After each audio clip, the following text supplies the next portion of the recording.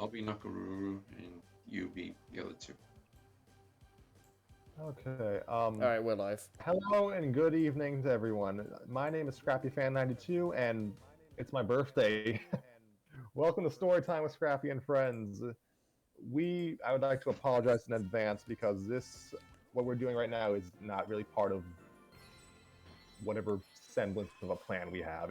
We aren't reading the last two chapters of the L stands for loser today because miscommunication led to schedules not aligning like I'd hoped they would. So unfortunately, that's not happening, and Tanner is unfortunately not with us today. Yeah. We're pretty small, party right now. Yeah, I had thankfully read a fan fiction earlier this week that is serving as our stopgap for today. Mm. And gosh, finding it is a story in and of itself. Yeah. So I, on a lark, decided to just look up fan art of characters, and it led me to this site that's apparently hosted on a Harvard University server.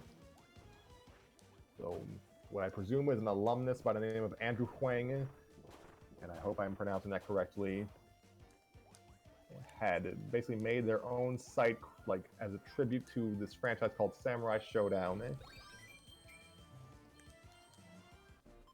And Samurai Shodown is a series of fighting games by SNK chronicling the battles of a series of predominantly Asian warriors, mostly set during the 18th century. Historical events and figures are reinterpreted to tell a story of good and evil as various characters adhere to the tenets of the blade and their own code of honor. And for the purposes of this story, we'll be focusing on a trio of characters: Chizumaru Hisame, a troubled youth fearing demonic influence in his lineage; Rimururu, a plucky Ainu priestess in training; and Nakaruru, and I am butchering all these names, Rimururu's elder sister and a guardian of nature. The events of this story, titled Walk Onward, take place roughly around the time of Samurai Shodown 3 or 4. And yeah, I mentioned like this story is old. I need to just inform you all that it's, I believe, the oldest story we've ever read on Storytime to date. Yeah, that sounds about right. Because most of the stuff we've read, I assume, are fairly recent.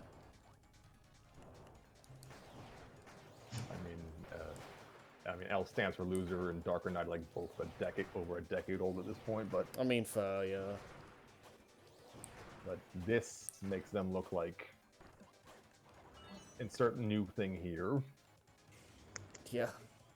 Like the story's so old that fan art of it is dated to May 2001. Yeah. It's so old, the Neo Geo was still getting games. It's so old, GeoCities was actually still a thing. That's how old it is. And you said earlier, like, it predates Wrath of Cortex, didn't you? Yes.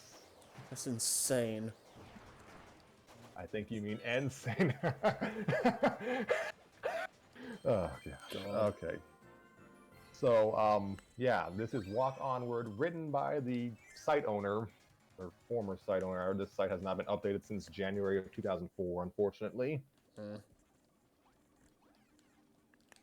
And it's called Walk Onward, and Nova has agreed to voice Nakaruru for this story, and I will be handling the other characters as well as narration. Alrighty. Hello. Yeah.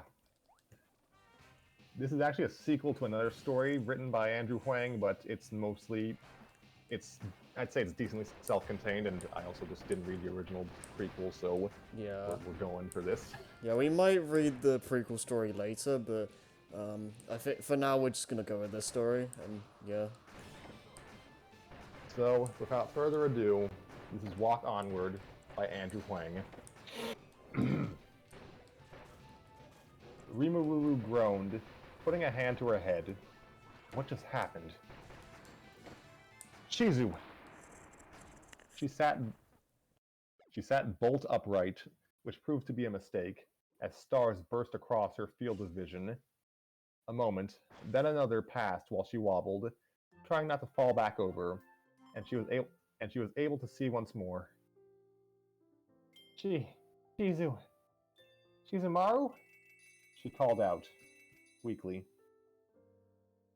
Standing up was not an option, Rimuru decided, as she felt a dull, throbbing pain in her right ankle.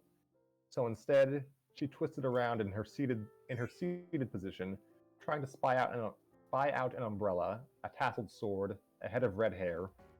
Shizu! Rimuru breathed a sigh of relief, seeing her companion crouched over a burly, black-clad form. With some difficulty, she crawled over to him. Shizu! Oh, are you okay? Oh, you're okay. Right? Shizu, answer me! Shizumaru had not responded to her at all. When she finally reached his side and tentatively touched his arm, though, he finally turned toward her. She recoiled at the look on his face. Rimuru, yes, I'm fine. But he clearly wasn't. What about you? I hurt all over. Especially my ankle. A gesture toward the named body part. But I think I'm okay. Shizu, are you sure? Zankuro is defeated, he pronounced, interrupting her. I have confronted the demon, challenged him, and won. As he was now looking at Zankuro again, he did not see her shuddering at the absolute lifelessness of his voice. You can go home now. Home? I guess. She tried to stand up, but yelped in pain. This finally brought out a reaction from Shizumaru. His eyes flashed with concern, and he placed a hand on her shoulder. Wait, I can carry you on my back. It's not far to Kamui Kotan, right? She ached to hurl herself forward, hold him in his arms tightly. Hold him in her arms tightly, ask him what was wrong. Why was he so sad? But she merely nodded her head. I recognize this place, yeah. It's only a couple of miles, I think. He quickly took his sword from his back, sticking it through the sash that held his tunic closed, then turned around and gestured. Wrap your arms around my shoulders, and I'll hold your legs up. She nodded and did so. But Shizu, what are we going to do about him? He stood up straight, hooking his hands beneath her knees, without any trouble.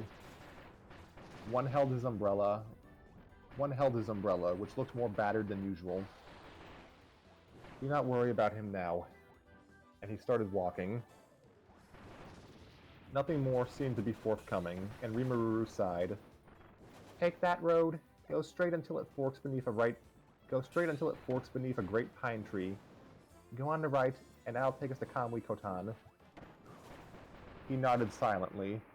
Rimuru laid her head against his neck, and with the gentle rhythm of his steps, exhaustion quickly overtook her, and she was asleep in seconds. Once more, Rimuru groaned softly, and her eyelids fluttered open. Her hands were pinned beneath a rather heavy blanket, though, and she had to push it off to rub her eyes. This time, she carefully pushed herself upright, and blearily looked around. Then she blinked. Her old room, in her family's cabin. Home. She was home. Sister? Grandmother? Grandfather? Steps could be heard suddenly, and they came closer until stopping in front of her door, which now opened. Hold up. Shit. You're awake. Good. She smiled broadly. Sister, ow! Again, she tried to rise to her feet, to be stopped by her sore ankle. Nakaruru was quickly by her side, gently pushing her back down. It's badly sprained, so don't try to put any weight on it. The older girl then smiled and hugged Rimuru, but gently, mindful of the bruises. It's so good to see you home again, Rimuru. We've been so worried. Grandmother and grandfather went to the neighboring village, so I sent Mamahaha to deliver a message that you returned. He'll be back tomorrow. Rimuru giggled and hugged her sister back. I'm glad to be home, finally. We've been through a lot. She paused. Hey, where's Shizumaru? Nakaruru let go and sat back, nodding. I was wondering why a young boy was carrying you, unconscious. It's Kamui Kotan in his back. Huh. She said, a little gravely. That gave us a good scare, I can tell you that. Then she smiled before continuing. But he was very polite and careful with you. Well, where is he? I'm worried about him. Your friend is out in the back. I got the feeling from him that he wanted to leave for some reason. I didn't even say him goodbye to you. Naoko frowned slightly. He was almost too polite somehow, and very distant. Did he tell you what happened? A shake of the head. Nothing beyond that you two fought a demon just before arriving. Another pause, then an even stare. What is it, sister? Rimuru fought to keep the blush off her face.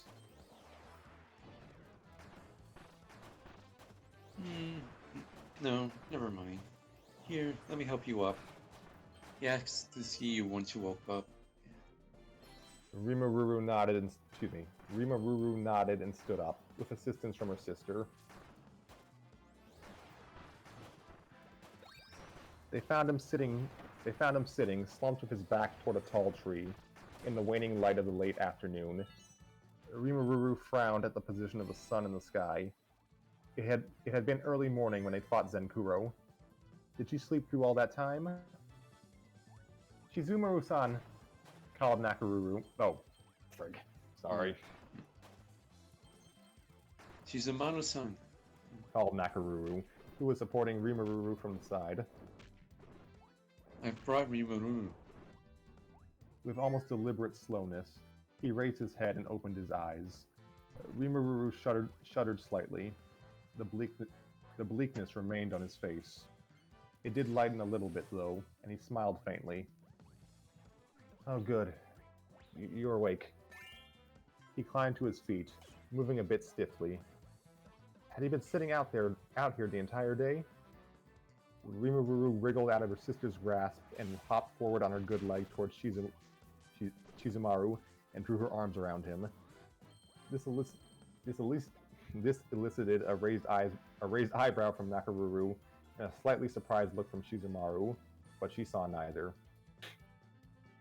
Shizu, she mumbled, pressing her face into his shoulder. He seemed to be at a loss for words and cautiously placed his arms around her. I'm all right, Rimuru. Were you worried about me? I mean, There was a soft cough behind her, and Rimuru suddenly sprang away, or tried to as well as she could, given her injured ankle. She still gripped his arm for support, though. Shizumaru, this is my sister Nakaruru. Well, I guess you already met her, but I have to make introductions anyway, right?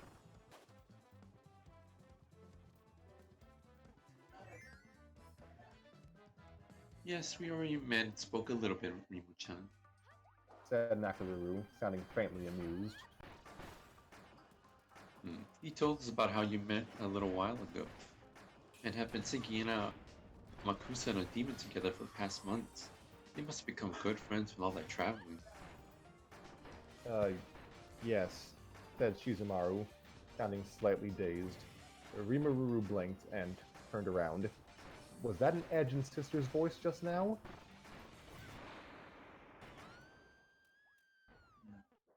And of course, what happened just before you arrived. Continued Nako. Rimaru blinked. Oh, yeah. Shizu, what happened after I, got knocked out? The next thing I knew, the demon, you called him Zenkuro? Zenkuro was dead. She sobered at that sudden realization. He did not answer immediately. Rather, he bowed his head low for a few seconds in silence. We fought some more.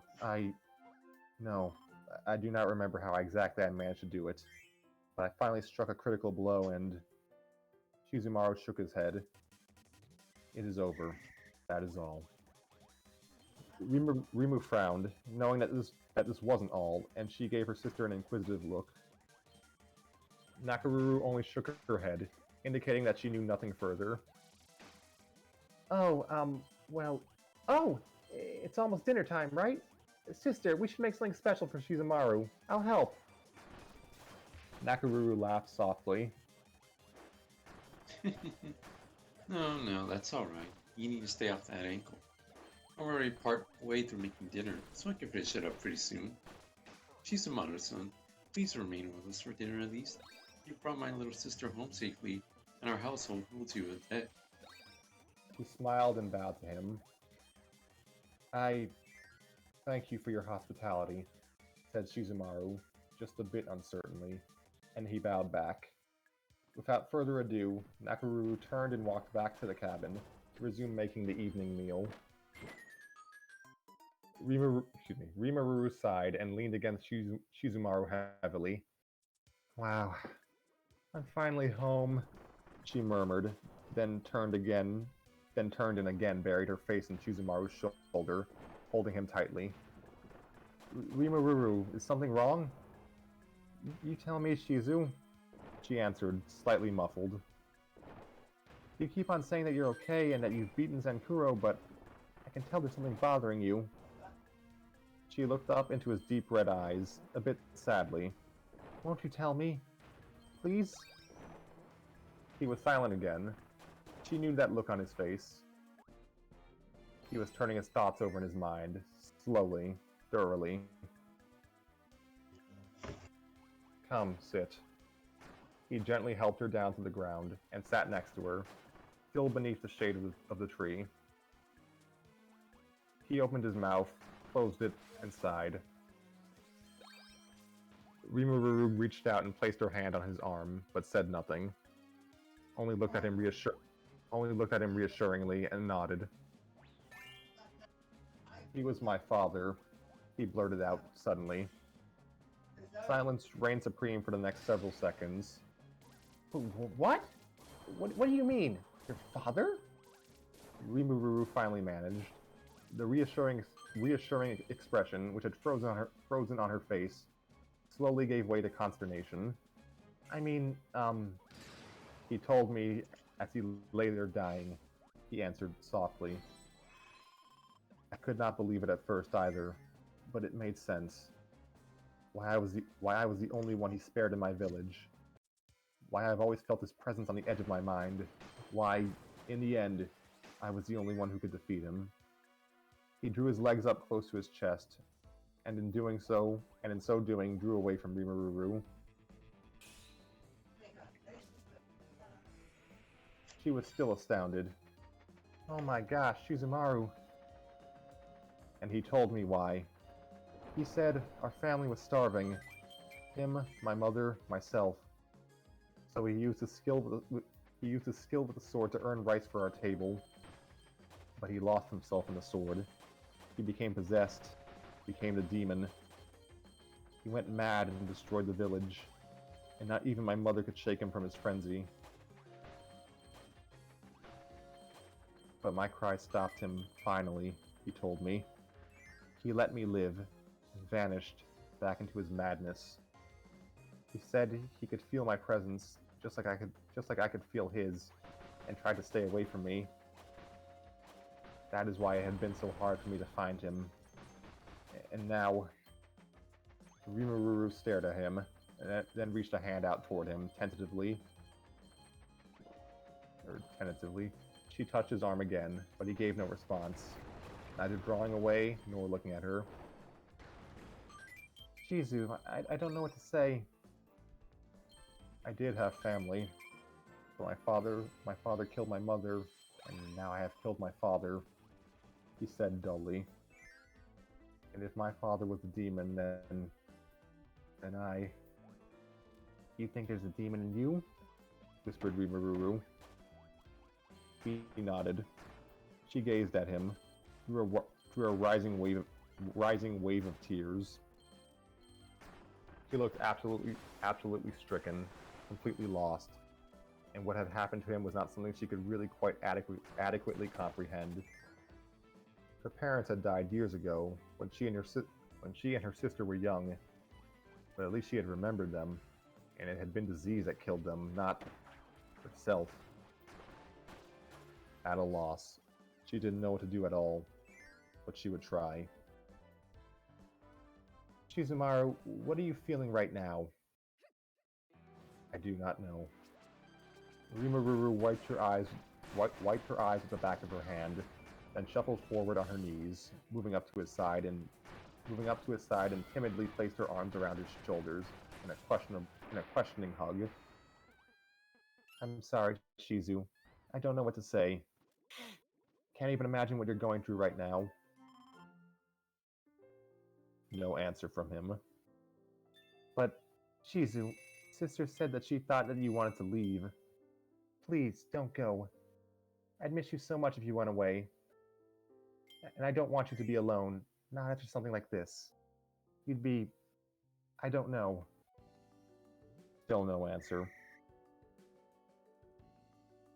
But she thought she could feel him relax slightly. So she continued. You'll stay, won't you? I mean, what are you going to do now? Where would you go? And you promised that you wouldn't leave me behind again, remember? Finally, Shizumaru slowly turned his head to face her. Confusion, pain, loss, but perhaps the faintest glimmers of hope? Or something? And his eyes quickly darkened, and he still didn't speak. So she kissed him. Rimururu could tell that he was taken by surprise. His entire body went rigid like stone, and he didn't respond at first. Undeterred, she tightened her embrace and pressed her lips a little more forcefully against him. Slowly, he warmed up to her and started kissing her back, deeply. When they parted, Rimururu fell back, panting for breath. So,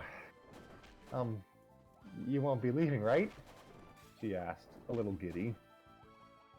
She vaguely realized that she was now wearing a rather goofy smile. He could really kiss when he wanted to. He was smiling too, though not as exuberantly as she was. But it was a vast improvement over how he'd been earlier. No, Rimu, I will stay. For a little while at least. If that is alright with your sister. He blinked and looked over at the house. No sign of Nakaruru. Rimururu giggled, suddenly realizing probably why her sister had a few doubts about Shizumaru. I'll talk to her. Don't worry. She smiled, a gentler smile. Are you okay, Shizumaru? Be honest, please.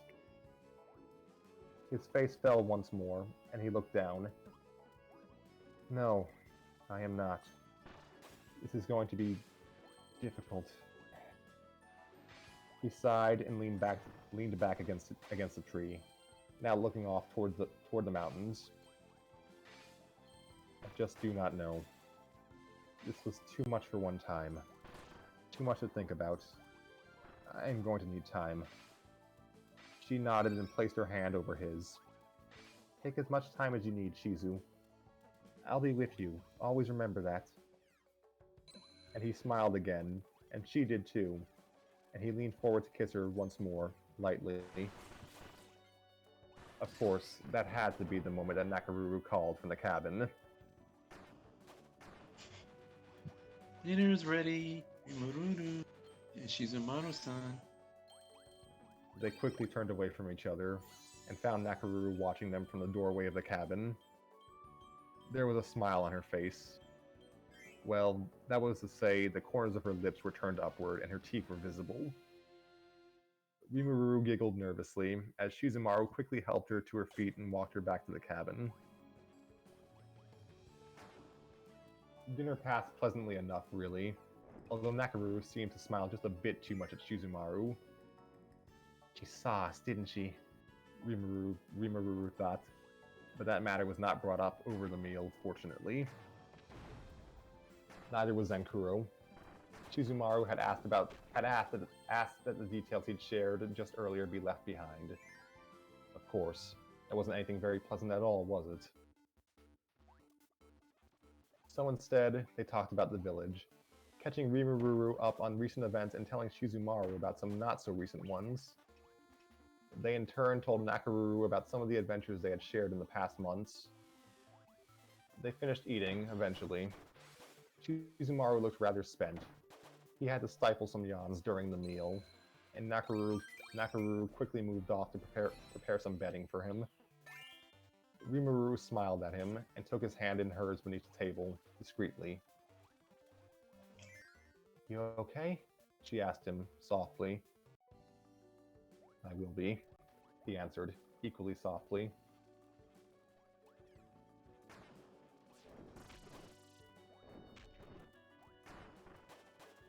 Shizumaru-san, I've laid out a bedroll out for you here.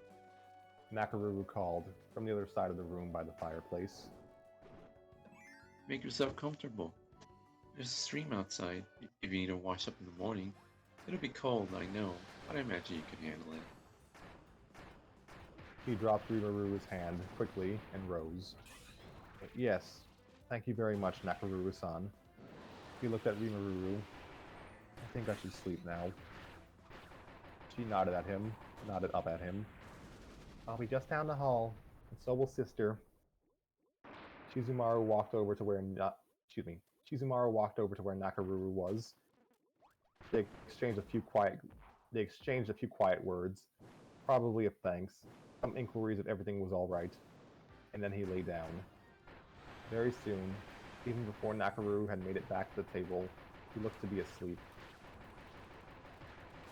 Rimuru watched his face, now untroubled and quiet, illuminated by the dancing flames in the fireplace. He sighed softly and wistfully, glad to see that he was, only for now, at peace.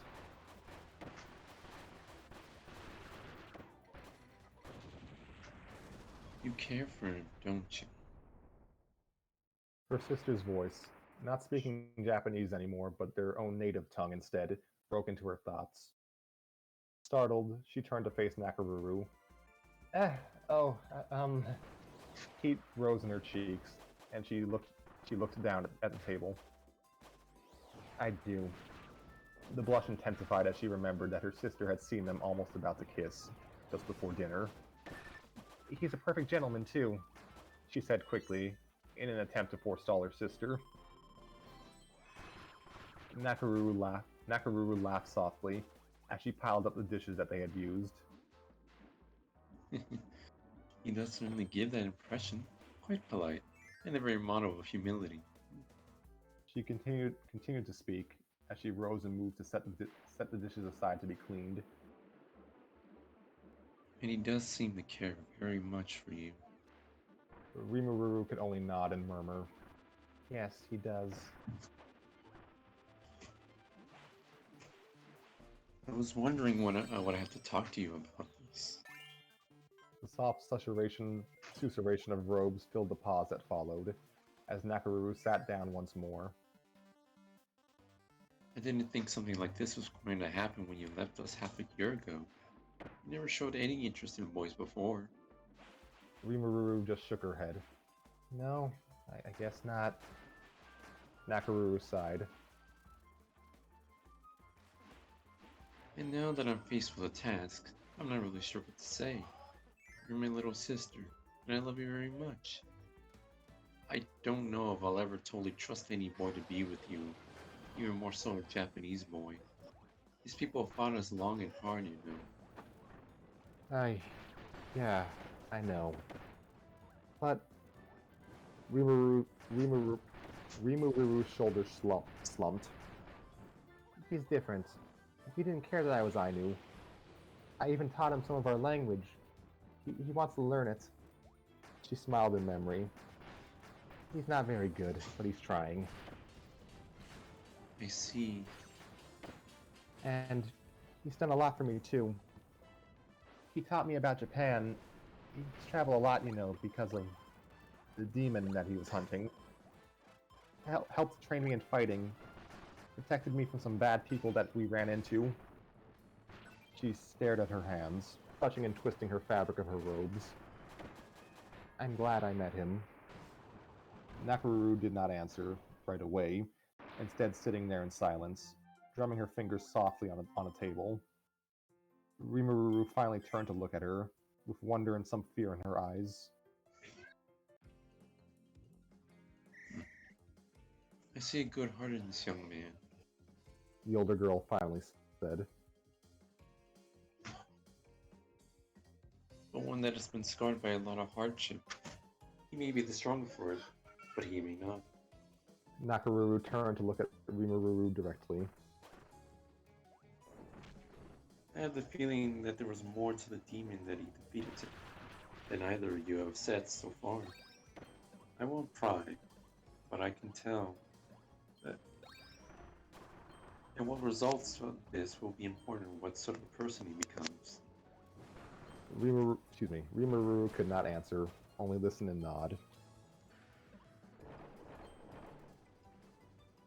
Rimururu, if you stay at his side, you'll be taking on some responsibility for helping him through this. Are you sure you can do something like that? Think about this carefully. The greatest demons that a person faces often come from within himself.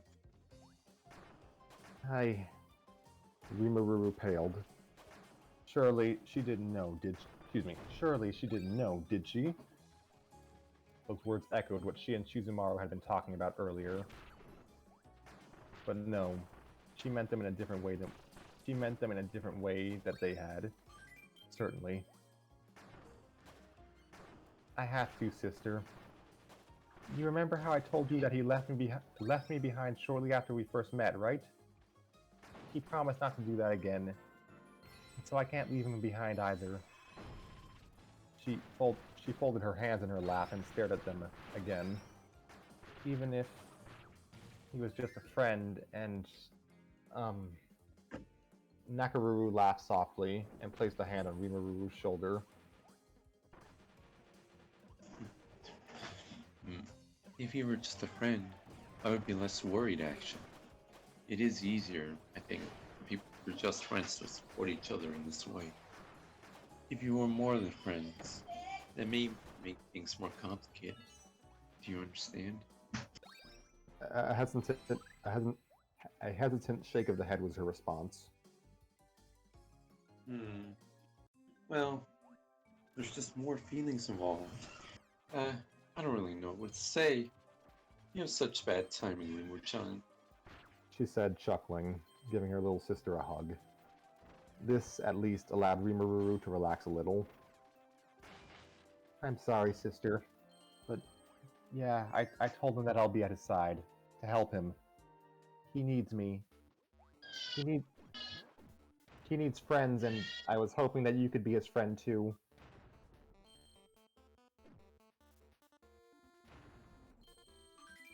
Yes, I think I could be his friend too. So I met you too, you know. You're a good person, and I'm proud of you. Rimururu beamed and hugged her sister tightly. Thanks, sister.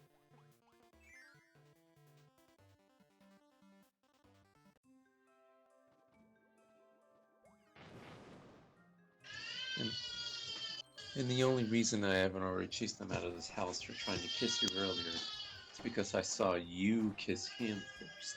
Before that. Rimururu pulled away and stared at her sister in shock. You saw that? Nakaruru grinned and tapped Rimururu on the nose.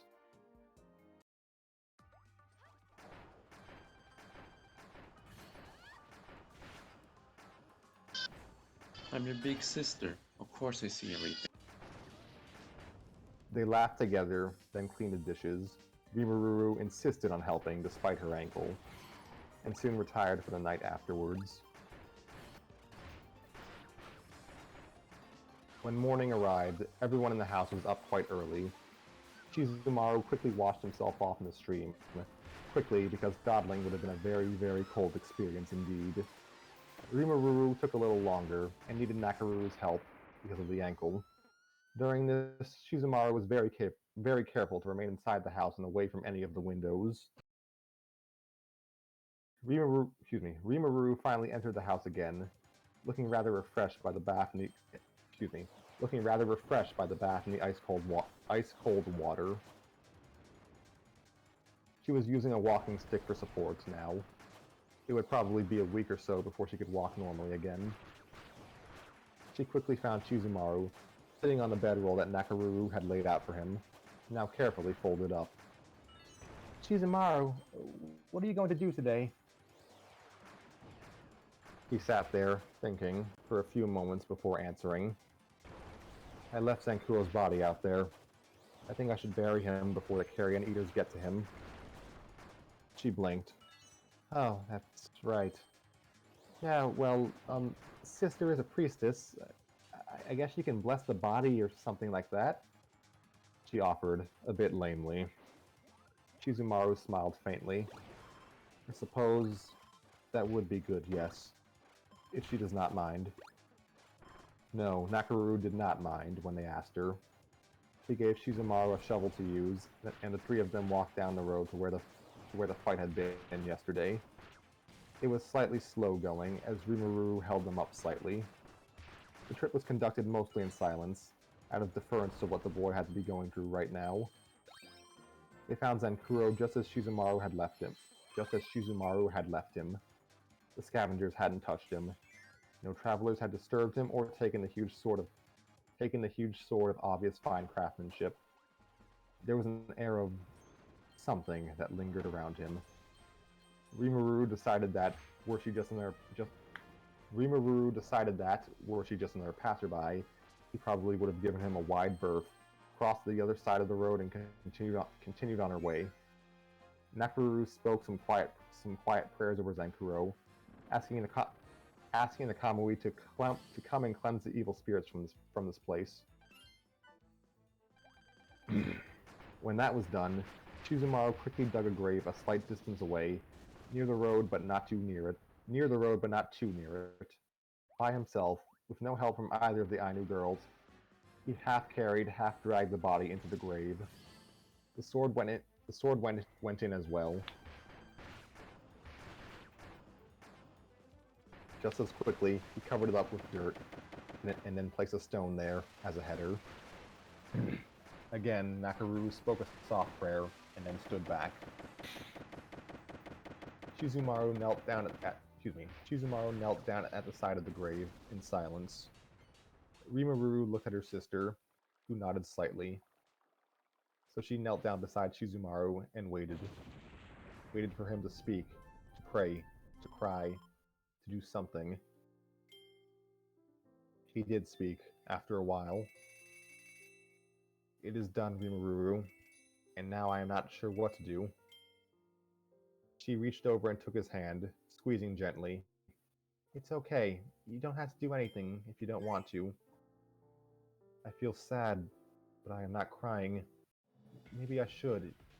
He was my father, after all. She could not answer, but Nakaruru did.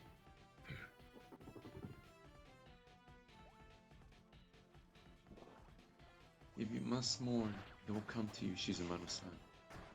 You may not come right away. I didn't cry when my parents died until a week afterward. Not sure why, but I think it was because I couldn't believe that we were gone.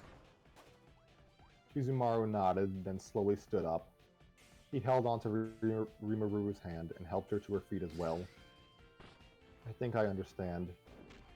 I still cannot believe that he was my father. But he shook his head. As you said, it will come in time. It must. Nakaruru nodded. Yes. Oh, are you done here, Shizamaru-san? Our grandparents should be returning soon.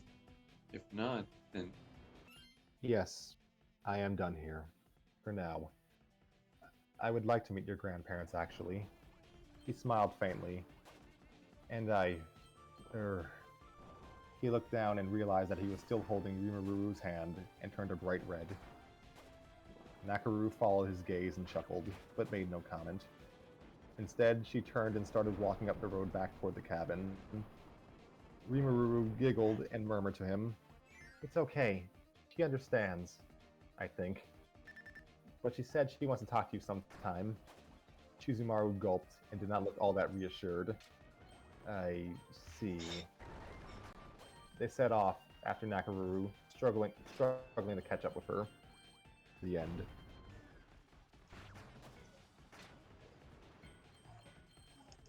Yeah, you weren't kidding when you said this was short. We're not even past the hour mark.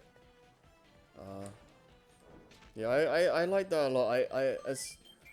I barely knew like these characters, but that was a really cute story. I like that. Yeah, so it was just like I kind of read kind of randomly just one night, and yeah, it was short but very sweet. I Yeah. appreciate that. Yeah. I, yeah. I Just provide. don't. Go on. No, I was gonna say I don't really know much of the general like lore, so a lot of that kind of went over my head. But I enjoyed just the general like idea of the story, I guess. Like I'm a sucker for like fluffy romance kind of thing, so that definitely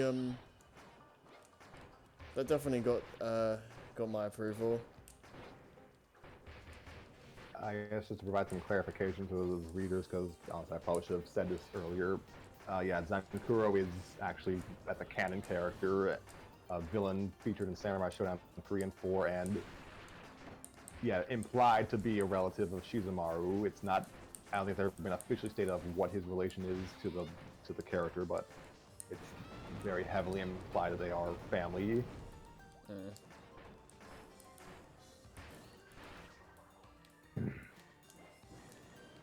Yeah, that's just one more pound of angst to add to Shizumaru's plate.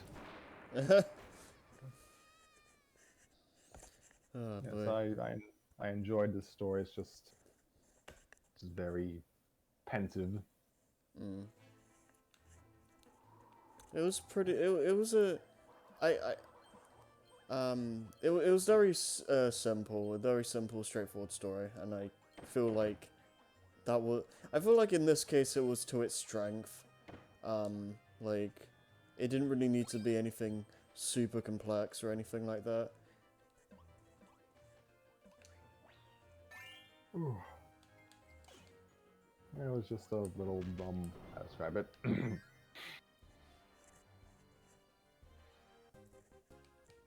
Just an I just thought of it. Excuse me, thought of it as like an interesting insight into like just kind of the psyches of some of the characters when they're not killing each other. Yeah. So interesting to kind of get this kind of character introspection in a mostly combat-oriented series. Yeah. And it feels in character. This is pretty. It's pretty in character of how the characters work. Like Shizumaru was withdrawn but kind. Rimuru is plucky and also kind, and Nakaru is kind of just a sage, like a sagely older sister type. Like yeah, Andrew Huang did a good job with the character writing. Yeah. Consider me interested in checking out the prequel story after this, because I want to see what that's about as well. Yeah, well, I'll probably look into it later this weekend. Because we don't. Yeah, do we even know if it's like with these same characters or it's just someone else? I don't know. well, the site that I pulled the story from is specifically about Rimuru and Shizumaru. So Okay. yeah, this story, also written by Andrew Huang, is also about those two characters. Fair enough.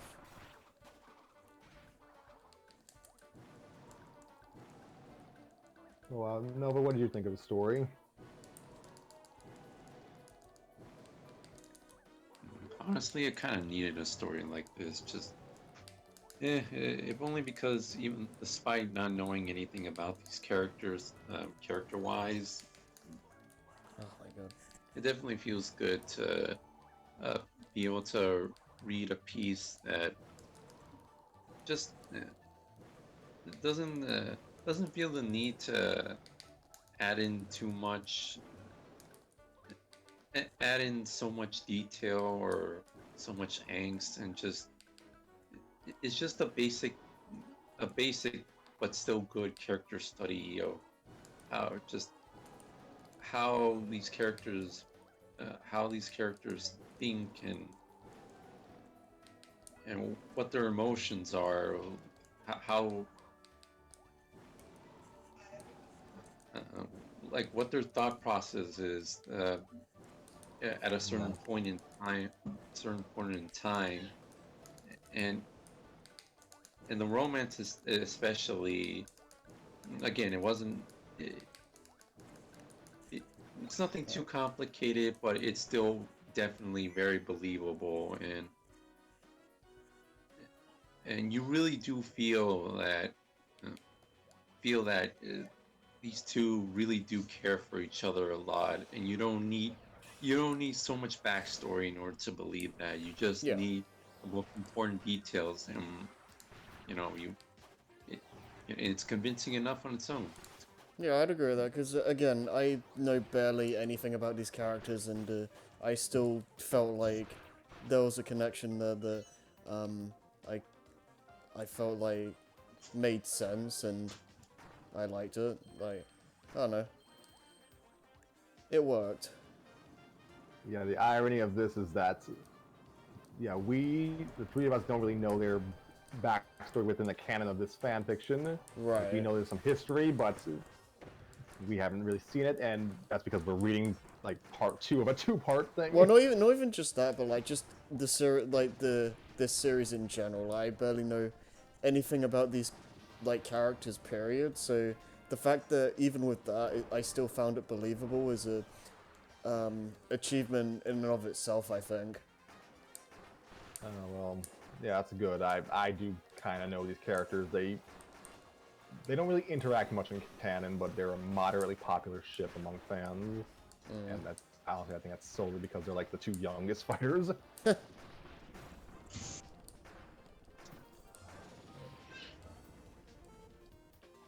yeah, Andrew Huang did a good job with their character motivations. Everyone, like, I understand the internal logic for all these characters.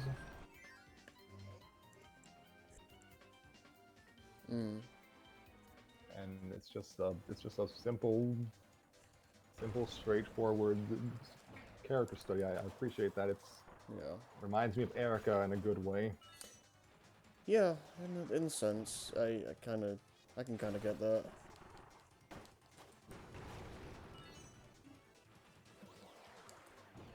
See, yeah, I think that's about it.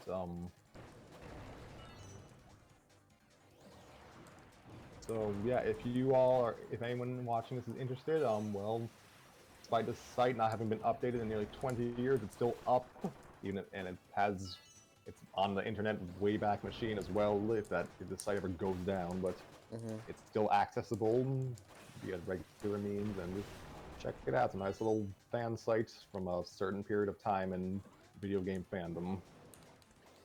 Yeah, it's definitely the first time I've heard of it today. Yeah, it's an interesting site, and yeah, like Andrew's college email is still up. I have no idea if it's actually like working and if they check it, but it's still up, which is just, I don't know, just kind of amusing. Yeah.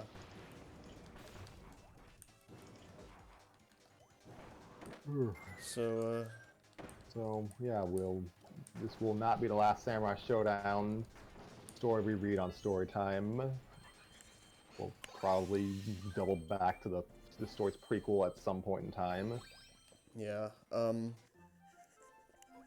So what's happening after this point? Are we doing an episode next week or like what? Because I remember Tanner said he was gonna be busy then, right? Honestly, I'm not going to commit to anything on air right now because Okay, fair. it just never works. No.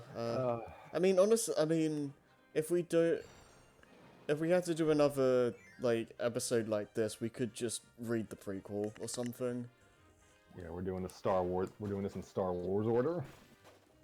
Yeah, and I mean, we do have other options as well. Like if we like have to postpone like the main stuff, I guess. We have other things we could try and do as well. Yeah, I wouldn't mind, like, we just, depending on how things shake, I wouldn't mind just kind of reading the story's prequel in 1 to 2 weeks time. Yeah. Yeah, I don't know. Depending on who is available and when, I don't know what we're going to be doing. Yeah. Is that all we have to say about the story and all that? Because, I don't know, I don't think I have much else. Well, I just like to thank I'd like to thank Noah for showing up on short notice for a story that he just had like no familiarity with. Yeah.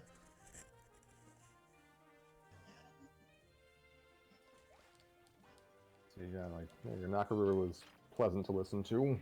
Yeah. Thank you.